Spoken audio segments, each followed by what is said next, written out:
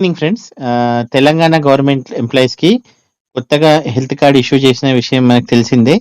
అయితే ఫస్ట్ రోజు పనిచేసిన వెబ్‌సైట్ తర్వాత 2, 3 రోజులు పనిచేయలేదు. సో, ఉద్యోగులందరూ హెల్త్ కార్డ్ డౌన్‌లోడ్ చేయడానికి ఇబ్బంది పడ్డారు. సో, ఈ రోజు నుంచి మళ్ళీ హెల్త్ కార్డ్ డౌన్‌లోడ్ చేసే ఆప్షన్ వచ్చింది.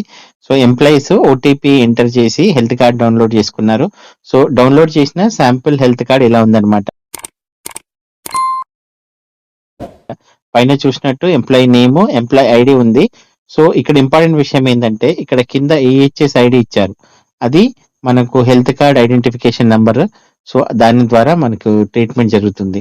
సో, మీరు ఇక్కడ చూసినట్టు ఇక్కడ డిఫరెంట్ ఆప్షన్స్ ఉన్నాయి. జెండర్ ఇచ్చారు, date of birth, blood group mention చేయాలి. కేటగిరీ డిస్ప్లే కాలేదు. ఇంపార్టెంట్ గా ఈహెచ్ఎస్ ఐడి వచ్చింది.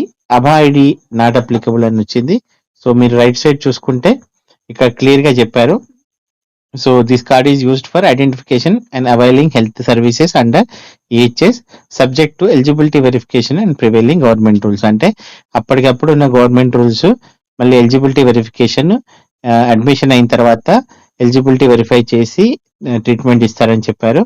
The card is link to digital health records. By using the card the beneficiary consents to secure use of data for treatment, claim processing and scheme administration as per government guidelines అన్నారు. The card is non transferable. అంటే ఈ card వేరే వాళ్ళకి transfer చేయొద్దు. Only for the authorize beneficiary.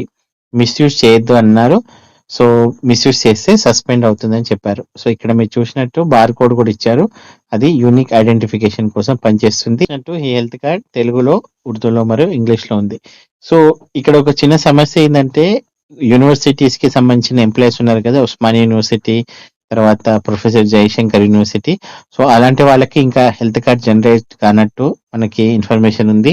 So, hopefully వాళ్ళకు కూడా మరి next phase లో ఏమైనా హెల్త్ కార్డ్ జనరేట్ అవుతాయో మరి చూడాలి. సో, ఇది హెల్త్ కార్డ్ అనేది చాలా ఇంపార్టెంట్. ఇది మీరు మీ మొబైల్లో కానీ మీ ఫ్యామిలీ మెంబర్స్ మొబైల్స్ లో కానీ సేవ్ చేసి పెట్టుకుంటే మీకు డెఫినెట్ గా హెల్ప్ అవుతుంది. సో, ఇలాంటి ముఖ్య సమాచారం కోసం stay tune and subscribe to my channel. Thank you very much.